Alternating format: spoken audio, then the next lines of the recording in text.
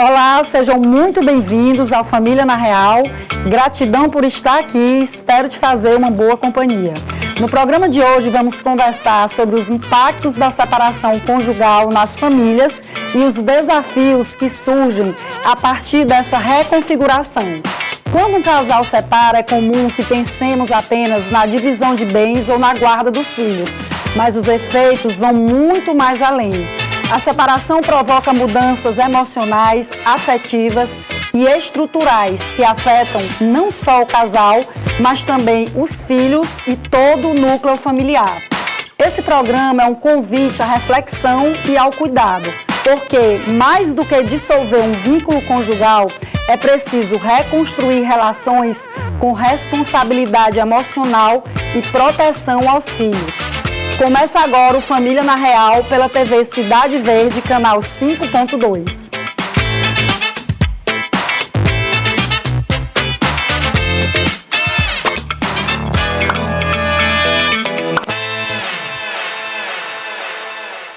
Para nos ajudar a entender essas dinâmicas com profundidade, recebo a psicóloga Aderlane Neves Maia, profissional com sólida formação em Direito e Psicologia, que atua como neuropsicóloga clínica e forense, com uma abordagem que une técnica, sensibilidade e compromisso social. Aderlane trará reflexões fundamentais sobre as interseções entre saúde mental, justiça e cuidado nas relações familiares, abordando temas importantes como a importância do poder familiar e os conflitos que surgem nas decisões sobre os filhos, a alienação parental e seus efeitos e o papel da avaliação neuropsicológica no contexto jurídico, especialmente para proteger a criança em meio a disputas familiares. Aderlane, muito obrigada, querida, seja muito bem-vinda.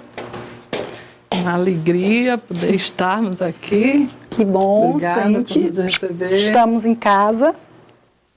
Gratidão. Aderlane, eu queria mais uma vez lhe agradecer pela disponibilidade, pela atenção. Aqui no Família na Real nós sempre estamos trazendo temas relacionados ao direito das famílias, como divórcio, como alimentos, como guarda, direito de convivência, e também trazemos disciplinas que conversam com o direito das famílias, e uma delas a psicologia, que está muito presente em todas as áreas. E eu já queria começar a falar com você, Aderlane, sobre várias dúvidas aqui que surgem nesse contexto de separação. Nós sabemos que os pais, quando eles se separam, nem sempre eles mantêm aquele diálogo satisfatório, né? E muitas vezes os filhos são os maiores afetados pelo final daquela relação. Então, eu queria que você falasse um pouco sobre quando a avaliação neuropsicológica ela é indicada nesses casos. Então, realmente é um tema muito sensível, né? E quando nós abordamos a separação em si, tendemos a esquecer algumas nuances, né? Quando o casal se separa, é importantíssimo lembrar que o vínculo com os filhos permanece. Então, tem esses temas como o poder familiar, a alienação parental, o sistema de guarda, são situações que muitas vezes o casal, ao definir pela separação, eles não têm essa dimensão completa do que vão enfrentar. Então, assim, a recomendação de ter um profissional, seja da área do direito, seja da área da psicologia, preparando para esse momento é fundamental. A neuropsicologia forense, ela adentra tanto nessa fase prévia, nesta preparação e já organizando todo o sistema de saúde dos filhos e do casal, como também, muitas vezes, nós já somos chamados dentro do processo, quando fazemos a análise já de uma disputa, muitas vezes, bem acirrada, né? Com muitas situações de adoecimento já instalados. Sim.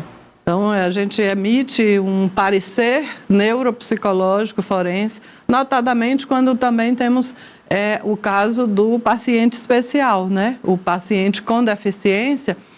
Tudo que se vê nas famílias, nas famílias típicas, né? Elas são ampliadas na família atípica. Sim. Então, são situações que exigem realmente um olhar sensível, acurado, para identificar as ameaças que possam estar ocorrendo nesse momento. Inclusive, a gente recebeu o Dr. Elton aqui no programa passado, como eu falava com você antes de iniciarmos, que ele é pai de uma menina que tem autismo, a Mariana, que ele chama de nega, que ela gosta de ser chamada assim, e nós trouxemos também todas as dúvidas, né, e todos os esclarecimentos acerca desse assunto. Então, a gente está muito feliz, Aderlane, com sua presença, porque a gente sempre está falando aqui em equipe multidisciplinar, para o telespectador entender de uma vez por todas como é esse contexto, qual é a necessidade, como são feitos esses laudos. A gente sabe que muitas vezes a pessoa fala o termo, Aderlane, não sei se você sente isso no exercício da sua profissão, mas o termo alienação parental, ele vem sendo muito banalizado. Não só pela sociedade que não sabe exatamente o que é, quais são os atos, mas às vezes até por profissionais que não são especialistas no assunto, direito das famílias, ou seja, não se aprofundam no tema, e tudo é alienação parental. Inclusive isso atrapalha por vezes o andamento do processo nas áreas de família. Então eu queria que você falasse um pouco como é que essa profissional ela vai ajudar a proteger a criança nesse contexto de alienação parental.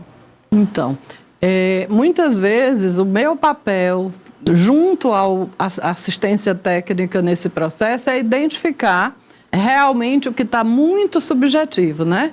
Porque a alienação parental, ela vem como uma ameaça ao convívio, né? À presença, a definição, por exemplo, de estar com um determinado profissional de saúde em um tratamento e, de repente, o pai cancela e não avisa ao outro. Comprometimento dos vínculos. Mudança de escola, sem negociar essa mudança muitas vezes de moradia, sem compartilhar.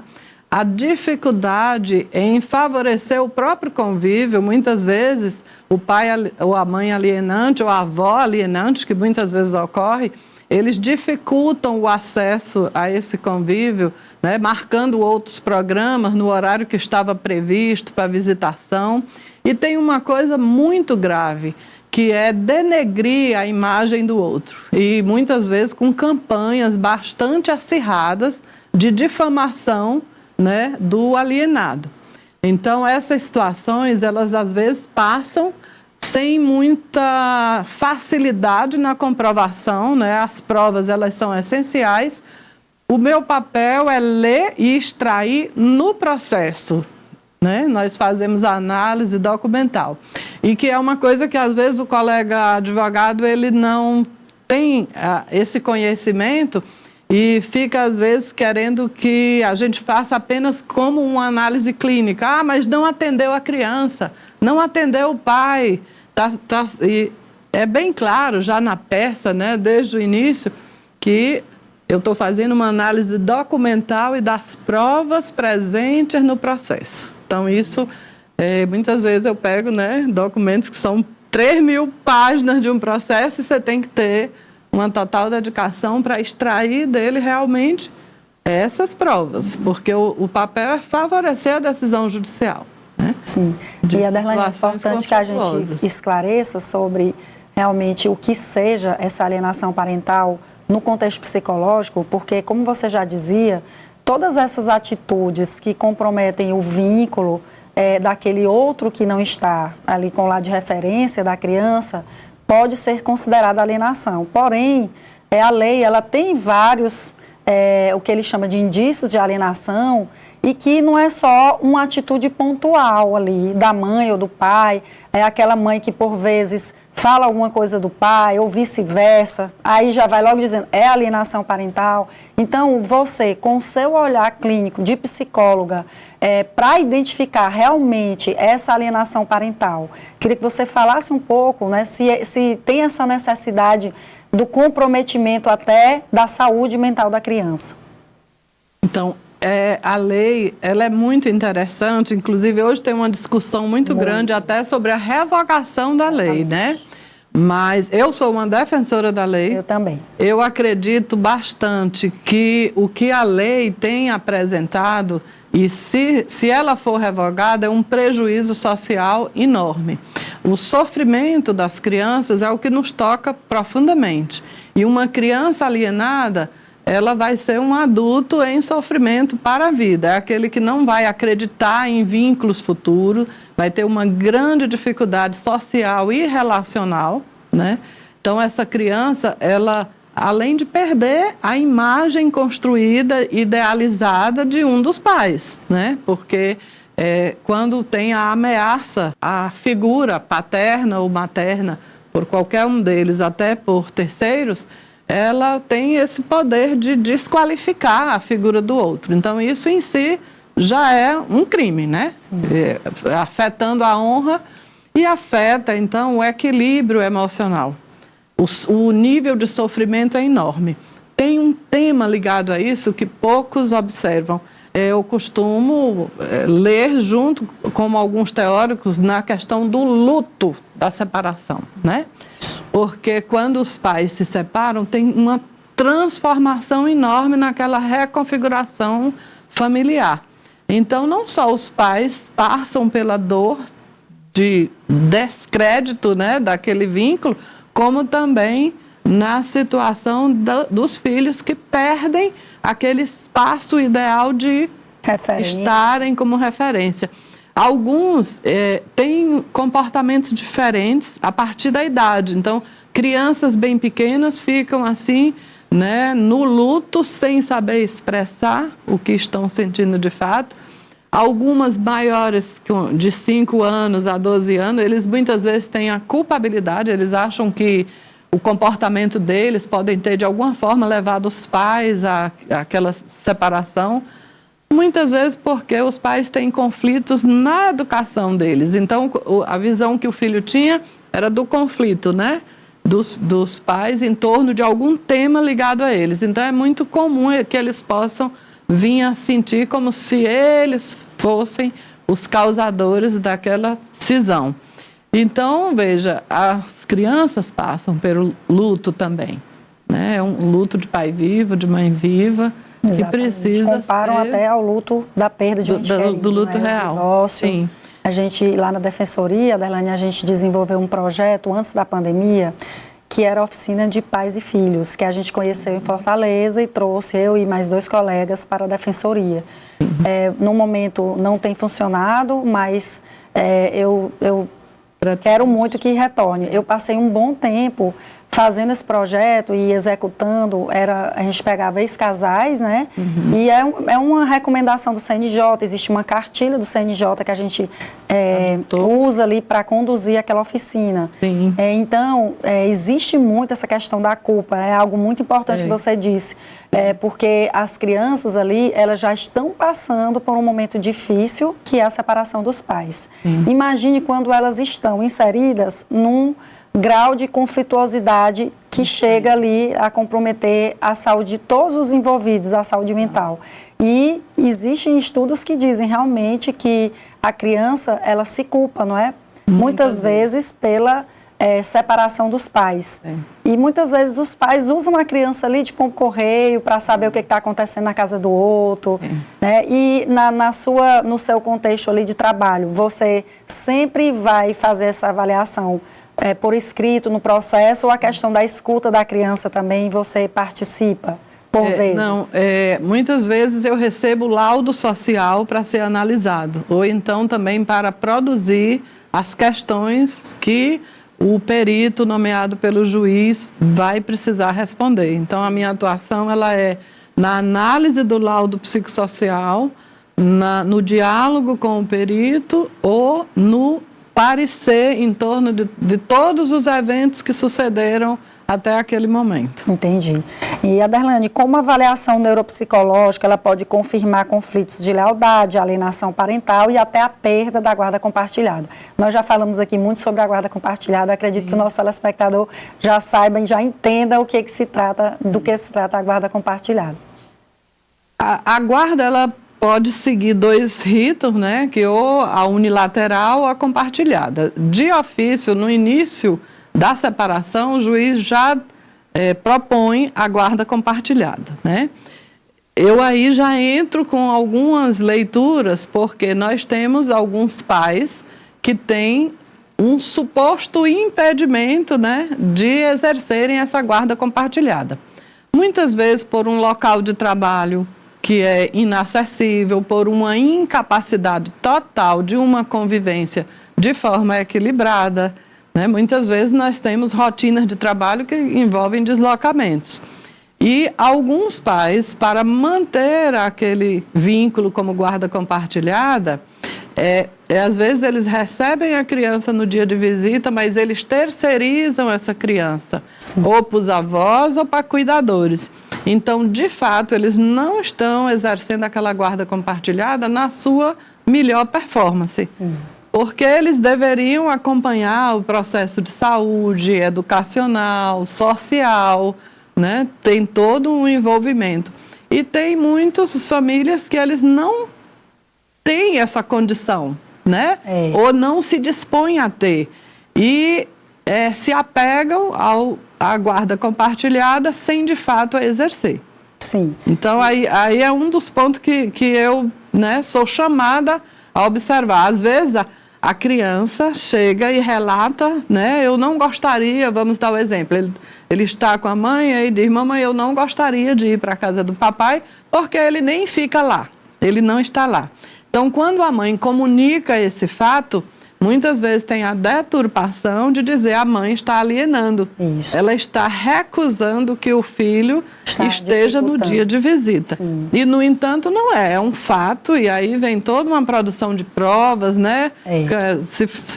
Né? Local de trabalho, qual é o regime. A própria distância, né, Aderlane? Por vezes o pai, que a gente já falou aqui, mas não custa repetir, a questão da guarda compartilhada não tem a ver com ali distância física, e sim participação e gestão da vida do filho. E por vezes o pai, ele pede a guarda compartilhada, mas de fato ele não exerce essa participação, essa gestão. Então, ele naturalmente tem um distanciamento emocional do filho e afetivo. Sim. Porém, depois, quando o próprio filho não quer essa convivência, ele alega a questão da alienação. Isso. A gente falava da lei e eu também sou contra, porque a alienação parental, independentemente dos argumentos que a gente vê pela revogação, que é até argumentos que têm a ver com a origem do termo, mas sempre existiu a alienação, sempre existiu. Então, eu costumo dizer que não é a lei, pelo contrário, a lei é excelente, mas as pessoas que aplicam a lei. Né? Então, nós temos aí pessoas e pessoas que, infelizmente, por vezes adoecidas, por mágoas, por tristeza, por o luto que elas passam ali ao final da relação, transferem isso para os filhos. Então, na questão da avaliação neuropsicológica, essa confirmação, né, da questão que a gente colocou aqui, conflitos de lealdade, você pode explicar melhor a questão do conflito de lealdade, que é bem interessante também.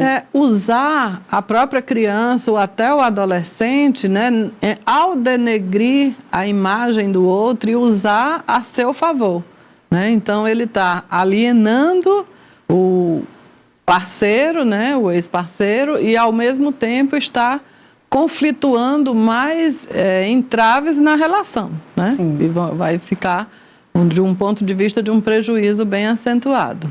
Então agora nós vamos para um rápido intervalo e voltamos já já.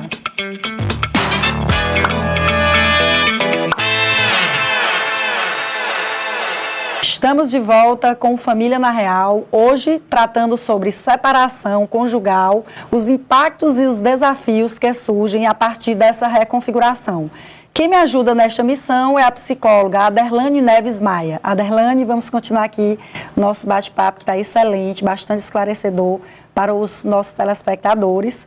E eu queria falar um pouco dos impactos da separação para cada membro da família. Como nós já adiantamos, falamos um pouco sobre essa questão do luto, e eu queria que você falasse na sua visão de psicóloga. É muito importante que a família, quando decidir pela separação, que realmente até faça essa prevenção desses impactos, né? Geralmente, por melhor resolvido que estejam, tem que pensar nas crianças. Muitos acham que a criança bem pequena não vai nem perceber. Isso não é verdade, né? Então, as crianças, elas precisam...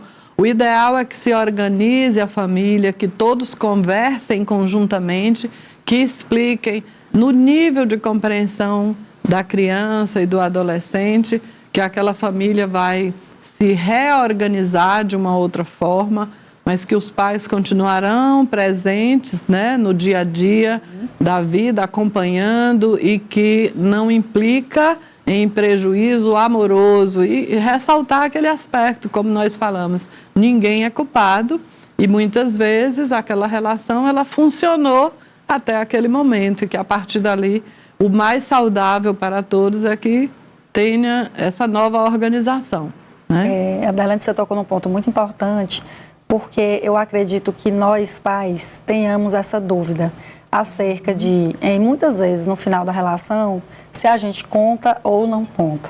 Sim. E aí, quer dizer que independentemente da idade, na sua visão, tem que contar, mesmo que seja numa linguagem mais acessível para a criança. Mais acessível, o papai vai morar em outra casa, ou a mamãe vai ficar aqui com você, mas nós vamos ter o nosso momento de lazer, vou estar presente nas festas, né? Vamos ter o momento de viagem, a casa do papai e a casa da mamãe, ambos são seus lares. Então, não ficar já se trabalha a inclusão a partir daí, né? Não podemos diferenciar nada. E nessa situação, eu alerto assim as famílias, é importante preparar os espaços para as crianças e para os adolescentes.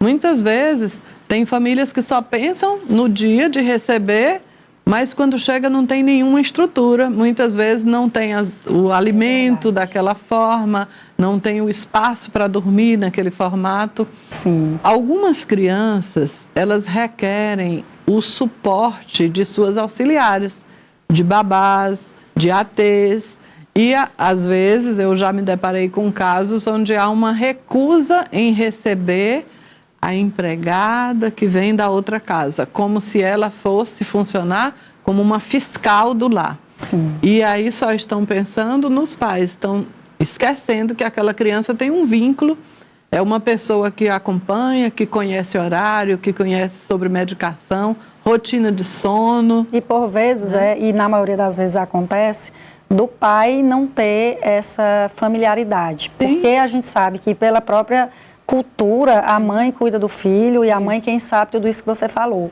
Então, são dois pontos que eu costumo dizer, Adelane, quando o pai ou a mãe também precisam de terapia, precisam de ajuda, que eles estão ali num grau de comprometimento de sua saúde mental, que qualquer coisa é motivo para conflito. Um minuto que o outro atrase. Então, essa questão de levar as coisas para a casa do outro é muito polêmica. Então, eu tenho doutora, quer dizer que toda vez que ele for para a casa do pai, eu tenho que mandar tudo. Fralda, mamadeira, leite, porque ele já paga uma pensão pequena, eu ainda tenho que mandar tudo. Então, sempre eu tenho esse questionamento na defensoria. Diga, pode falar. Eu sou fã das agendas. Esse ano até criei uma agenda que é para outro tema, que é o TDAH, que eu trabalho muito. Sim. Mas o que eu oriento nesses casos? Tem que ter uma agenda do filho na mochilinha, coisa mais prática do mundo. Tá aqui, tá o medicamento, tá anotado, tá o horário, tá enviando o medicamento, né, naquele dia. Esse rodízio de qual é a hora que dorme, como dorme, o que não pode comer. Exatamente. Há um conflito muito grande, crianças, por exemplo, que têm uma orientação nutricional, mas é totalmente desmantelada quando vai para a casa de outro membro, né? Seja a avó, e aí as avós muitas vezes são permissivas, né? Então aceitam tudo e negam, aí já entrando na questão do conflito, negam a orientação materna e fazem a seu bel prazer. Então tudo isso são prejuízos e são desrespeitos à saúde daquela criança, ao bem-estar, à saúde, que são as ameaças que vêm, né, no contexto da alienação parental. Isso já são indícios, né, daquela... o direito ao convívio, sim, existe, mas tem que ter não conflituosa e acessível. E a rotina da criança, olha, a coisa mais difícil do mundo é estabelecer uma rotina de sono. Imagina desregular isso a cada final de semana e o início da semana ter que retomar aquilo tudo novamente. Então, eu sou fã das agendas, acho que os pais podem se beneficiar disso. De todo jeito, não é, Adelane? É só o que tem. E até para o conhecimento, porque de repente essa criança tem uma restrição alimentar e o pai nem sabe, ou a mãe nem sabe, porque quem costuma cuidar é um deles, né? Ou a avó, porque a avó, ela quer ter aquele momento E às vezes não é nem por mal, né? Porque, meu netinho vem para cá, eu quero ter aquele momento com ele maravilhoso, é tão raro. E ela acaba cedendo a muitas vontades da criança, que não tem juízo por vezes, e quer comer o que quiser, na hora que quiser. Então, eu vejo que essa questão da diversidade, da educação na casa de cada um, na família extensiva, também é um ponto de conflito. E eu queria que você falasse agora como a psicologia pode ajudar nesse processo. A gente já está vendo aqui, mas parece uma pergunta óbvia, mas é super importante, porque nós estamos vendo aqui quantos ajustes a gente precisa ter num divórcio, numa separação, ajustes que não dizem respeito só aos pais. E a gente sabe, né, Aderlane, que é um momento difícil para aqueles pais e que muitas vezes eles não pensam nessas pequenas coisas que são grandes, na verdade, e podem virar ainda maior, um conflito maior. A psicologia, ela acolhe todas essas dores, né? É o primeiro passo que ela precisa dar para compreender cada um dos indivíduos e adaptar, auxiliar na adaptação dessas rotinas e tirando esse conceito de que é bobagem, né? Que algumas pessoas acham que é muita exigência, é muito detalhe, isso aqui está ocorrendo é para dificultar que a criança esteja conosco, né? É para doutrinar em favor, para ser o estilo de fulano, e não tem nada disso, né? Se formos imaginar, por exemplo, uma criança autista de nível 1, que muitos pais até negam, então assim, está um lado aqui levando para um diagnóstico, tem um laudo médico, tem um laudo neuropsicológico, e o outro está dizendo, não tem nada disso, se ela quer tornar o outro incapaz, para dificultar o acesso. Então, até essa negação do estado, né, de dependência ou de desenvolvimento é uma forma de desqualificar o outro e que atrapalha a saúde da criança. Atrapalha muito. Então, a psicologia ela vem com esse olhar sensível, acolhendo essas dores e fazendo o aconselhamento das partes, né? Muitas vezes, como falei, o melhor é a prevenção, é já no início começar a traçar esse caminho preventivo. Mas, quando já está o conflito instalado, nós temos, né, a forma de fazer uma leitura e de extrair, seja nos autos, ou seja, recebendo, muitas vezes, a família com a dúvida, né? Eu estou exagerando ou realmente estou sendo alienado? Eu já recebi casos assim. E aí, quando a pessoa relata a quantidade de eventos, ele é realmente significativo. Uma coisa que eu acho importante é assim, a alienação, ela não precisa ser anunciada quando já tem essa campanha muito grande, não. Atos alienantes, eles já são uma ameaça à perda do poder familiar, que é outro tema que nós vamos tratar. Exatamente. Aderlane, nos seus laudos, você expressamente, quando existe alienação parental, você coloca esse termo e aí você explica naquele laudo, não é isso? Sim. E a gente vê muitas vezes, um ponto muito importante que eu queria falar, que você diz, olha, a criança não quer ver o pai, a criança não quer ver a mãe. Então, quando eu ouço relatos dessa natureza, eu já fico preocupada. Que alguma coisa está acontecendo para uma criança não querer ver a mãe, ou não querer ver o pai, não é isso? Sim. E aí... Que tem a ver com a alienação parental. É já algo introdutório da alienação ou algo já ocorrendo de fato, né? É possível captar isso? Quais são as provas que vão para o processo? São mensagens, né? São informes. Às vezes até a fala da criança já são falas adultas que no normal ali a gente nunca tinha ouvido a criança falar daquela forma. E que ela traz com uma clareza, a criança ela não deixa dúvida, né? E é completamente diferente da criança já alienada. Em algum processo, tem um processo que eu lembro bastante, onde existem duas filhas, né? Tem uma filha mais velha e uma mais nova. E quando a mãe me trouxe o vídeo, né, numa dessas visitas, A mãe ela tem uma grande dificuldade de acesso às filhas, e quando ela trouxe o vídeo, a filha mais velha muito alienada, né? Bastante alienada, e já ensinando a irmã mais nova, né? Então você via ela dizendo, isso não pode falar, isso não deve falar, e ela anunciando e fazendo o gesto de olhares, né? Ou seja, você vê como a gravidade da coisa, ela passa, né? Ela já passando, uma filha já alienada, já alienando a irmã também. Olha só. Em torno de um contexto que era um convite da mãe, por que é difícil a gente se encontrar, por que você não vem, a mamãe sente saudade, né? E aí isso a gente não pode dizer, né? Então assim, quem ensinou essa criança que aquilo não poderia ser tratado, né? Isso. Por que uma mera visita é impeditivo da presença das filhas? E aí o direito à convivência, né? Que é tratado lá no poder de família. Isso. Nós vamos agora para um rápido intervalo, mas antes eu quero pedir sua participação. Se você tem alguma sugestão de tema, alguma dúvida, manda para a gente. O nosso contato é o que está aparecendo aí na tela, ou você pode só apontar a câmera do celular para esse QR Code que aparece aqui no vídeo, que vai direto para nosso WhatsApp. Fica aí que a gente volta já já.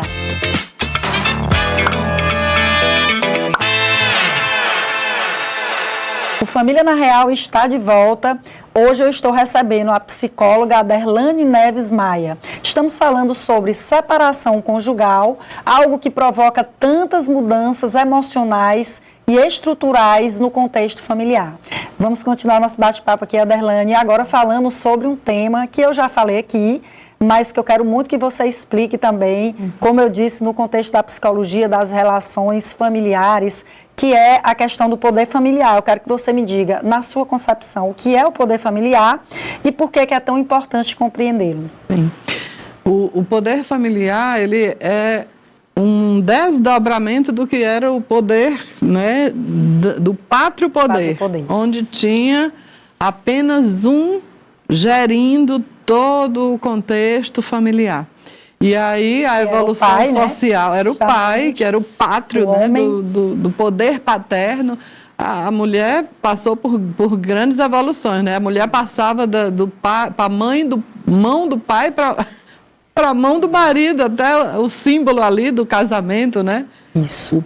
O pai conduzindo a filha até o altar e lá entregava. Então é um símbolo muito forte de como a mulher, até o salário que recebia, ela não fazia gestão do salário dela, ela entregava quando chegava em casa. Isso quando trabalhava, não é? E tinha isso, as profissões eram mínimas, né? Era a costureira. Dedicada ao lar mesmo, aos filhos. Eu lembro que era a costureira e a professora, eram os únicos que eram permitidos.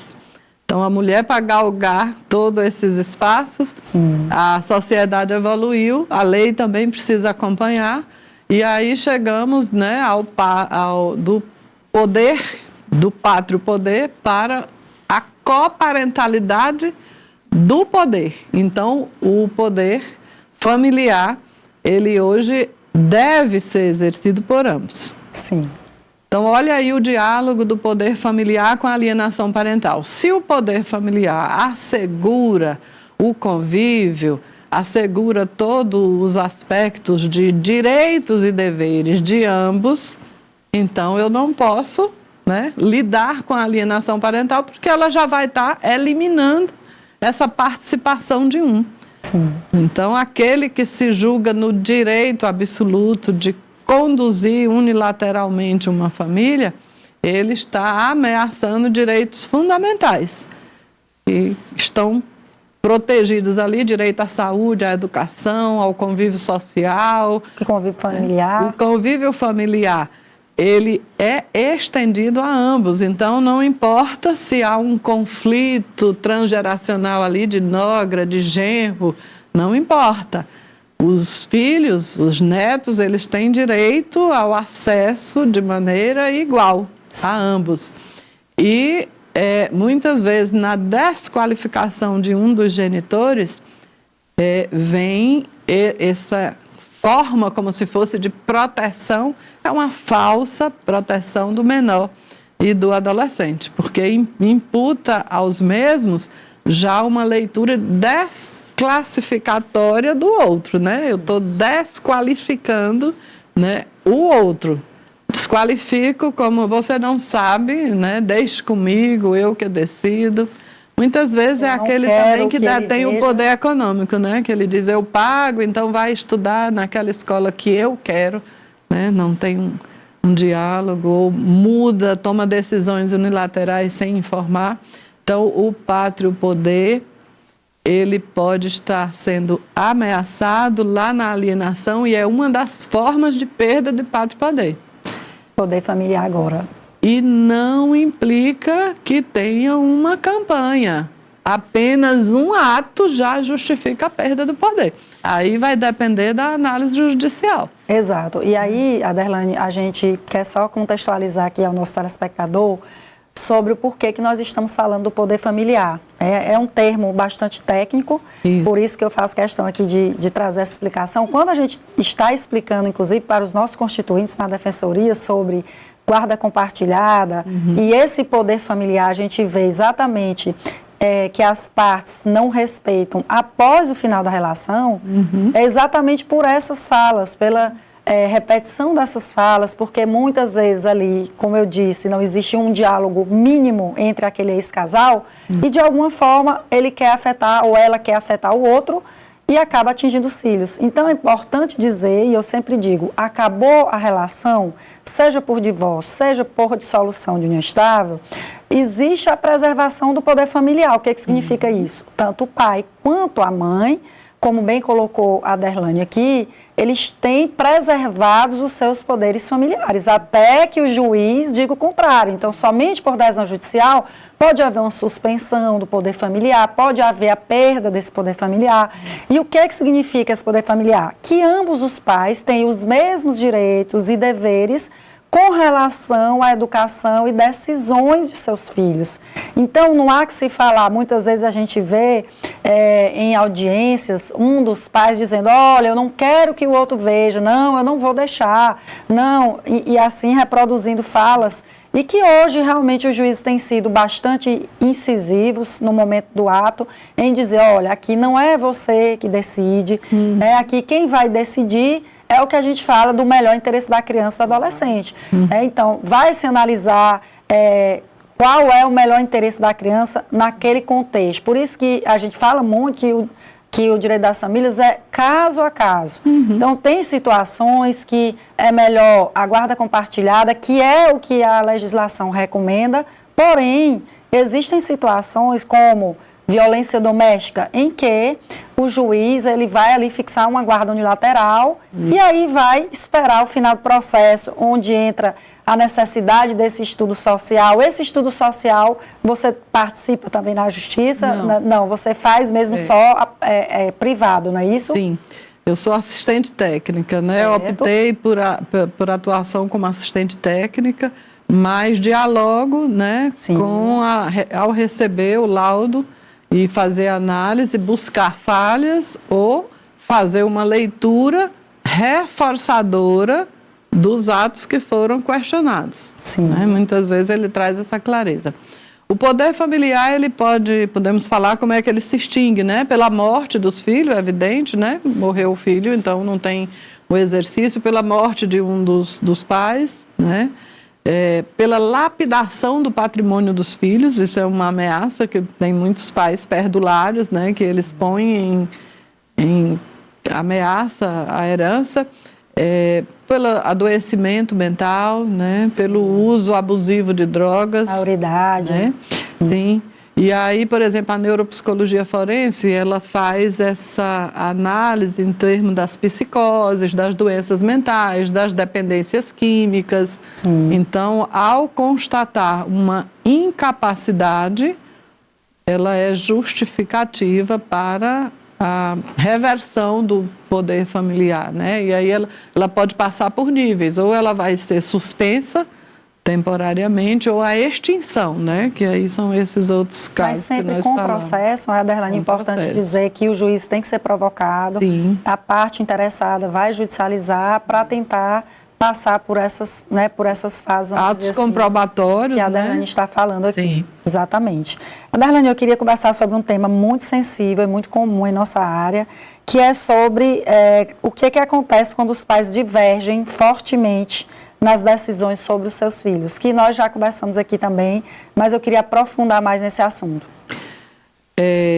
Quando eu estou no momento de atendimento do casal, nós tentamos nivelá-los, né? Eles têm que estarem no mesmo ponto de convergência, e uma orientação importante que, independente do conflito da separação, é não discutir casos sensíveis que não estão ainda definidos na frente dos filhos. Sim. Porque muitos usam isso como jogo, né? Joga algo e aí vão divergir já na presença, principalmente de filhos adolescentes, quando eles querem esse alinhamento, né? Querem puxar a sardinha para o seu lado e aí usam... Fazer o filho escolher um lado. Escolher, E muitas vezes tem compras emocionais aí dentro, né? Atendendo a pedidos dos filhos e que vão contrário a uma orientação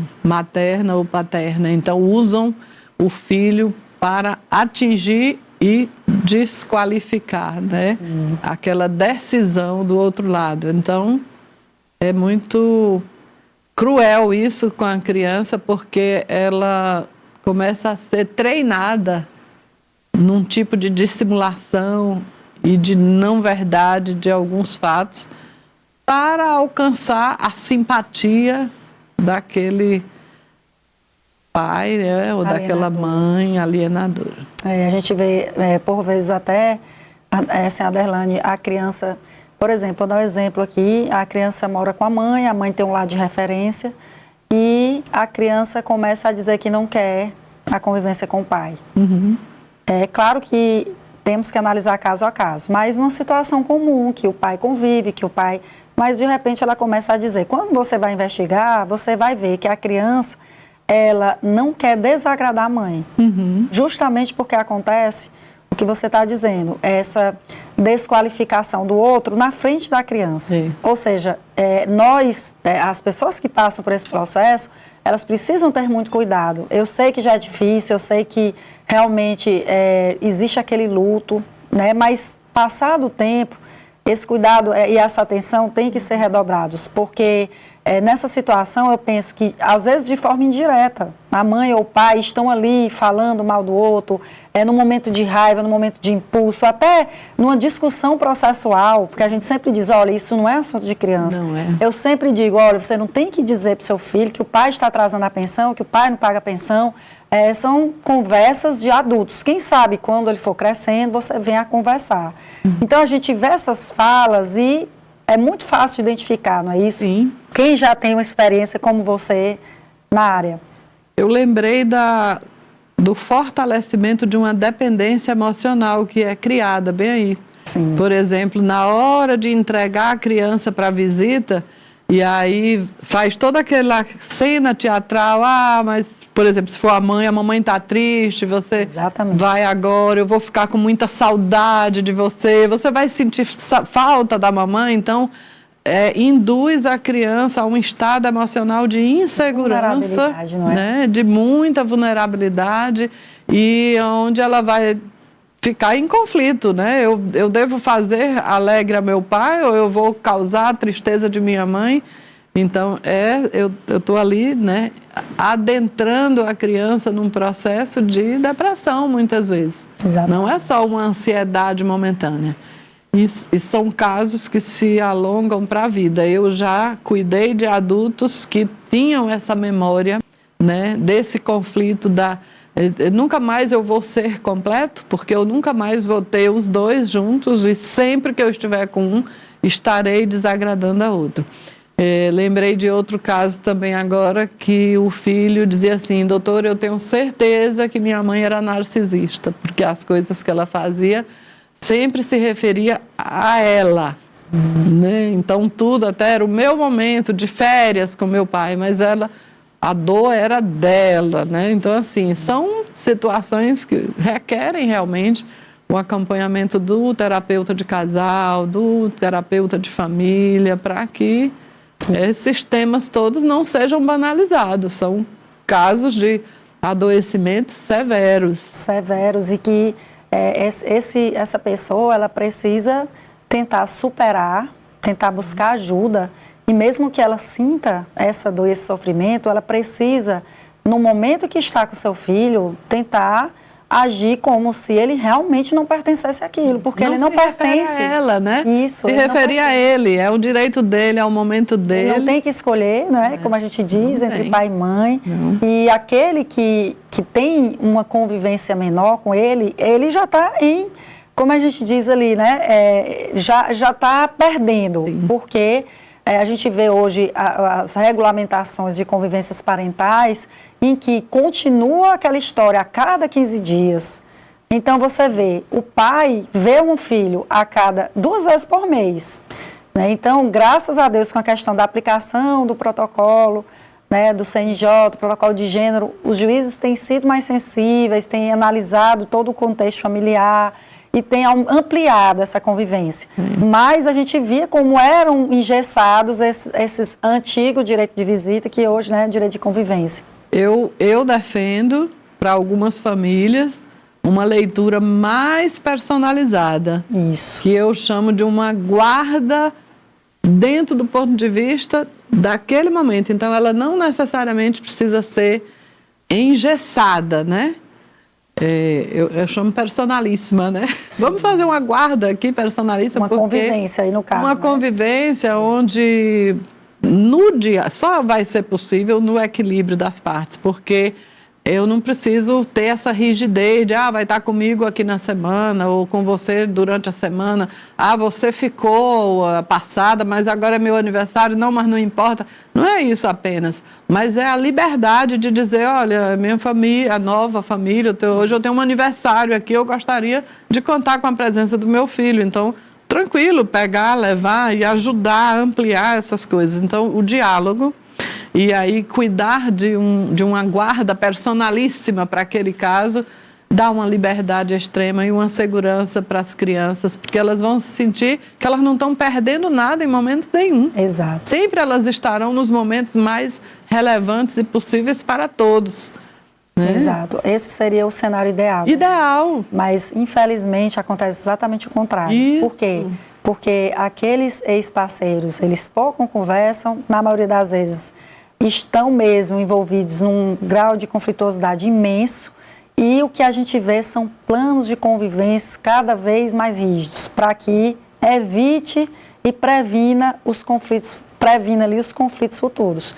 Então, o aniversário do pai tem que dizer o óbvio. O aniversário do pai é com o pai, o aniversário da mãe é com a mãe. Dia dos pais é com o pai, dia das mães é com a mãe. Tem que se dizer. Porque eu já vi que situações de mãe querendo proibir no dia dos pais a criança de estar com o pai, porque existia uma outra situação dela e ela queria que ficasse com ela. Como já vi o contrário, então já vi de tudo, quase 20 anos de defensoria nessa área. Com certeza. Então a gente fica realmente horrorizada com certas situações e a gente vê o quanto que essas pessoas precisam realmente de terapia, precisam buscar ajuda, não é isso, Aderlane? Se permitirem, saber que quem busca ajuda é realmente quem tem mais forças, né? Isso. Para estar num processo evolutivo. E o que advém daí, desse processo, é um crescimento tão grande, porque não se trata de ter mais poder ou menos poder, mas de exercer o poder, claro, na forma que a lei prevê, mas da melhor maneira para o filho, o bem-estar dele. Exatamente, né? E excelente. E assim, Aderlane, tirar de uma vez por todas esse preconceito, esse estereótipo de que quem precisa de psicólogo, quem precisa de psiquiatra, são doidos. Pelo amor de Deus, nós estamos, né, em pleno século XXI, aliás, né? E ainda tem pessoas que têm essa né? E a gente vê, tem que encarar como qualquer outro profissional da saúde, e que, da mesma forma que a gente busca, quando está doente da garganta, um otorrino, tem que buscar. Eu costumo dizer, se tivesse, às vezes, eu escuto muito. Né, com aqueles que por exemplo, vem para um tratamento e já vem perguntando, às vezes, por exemplo, sobre medicação, né? Sim. Devo ou não tomar, devo ou não dar ao filho. Essa semana aconteceram 2 casos que, doutora, o médico passou esse, mas eu só estou dando esses 2. Esse aqui eu não estou dando, não. Sim. Vem cá, se você tivesse um problema cardíaco, você teria essa segurança de tirar o medicamento sem ouvir o médico? Pois o cérebro é um órgão que requer o seu respeito também. Exatamente. Ao tratamento e à adesão. Então, é bem... mas melhorou bastante, né? Nesses anos todos que eu atendo, esses casos já são bem menores. Hoje já temos uma busca voluntária por tratamento. Sempre é uma pergunta que eu faço: você está vindo indicado, recomendado ou é por conta própria? Então, cresceu bastante, graças a Deus, né, que a consciência está aí. E acho que a pandemia teve um ponto positivo, aumentar as porque o adoecimento chegou a bater na porta de forma mesmo frontal, né? Então as pessoas entenderam. Darlene, a gente até falou sobre isso, mas eu queria que você brevemente falasse sobre as novas formas de pensar a convivência familiar, além da guarda tradicional, na sua concepção. Sim. Tem um formato que é pouquíssimo usado, mas que eu acho que funcionaria para filhos maiores, que é a questão do ninho, né? Então, o filho, ele permanece sempre no mesmo lugar e os pais é quem se revezam. Esse é um momento que está previsto na lei, mas é pouquíssimo conhecido e explorado. Mas aqueles pais que têm uma liberdade financeira maior, eles agem assim, em torno disso. Às vezes tem filhos que estão já na pré-adolescência, não quero sair, não quero virar filho mochileiro, de estar na casa de mãe ou de pai. Então, eles mantêm aquele espaço, tem os cuidadores lá e os pais, eles é quem se revezam nessa ida. Eu gostaria de ver isso acontecendo mais vezes. Só mais fora do Brasil, de fato. Isso. E o estado personalíssimo, né, que eu falei, que é adaptar seu caso.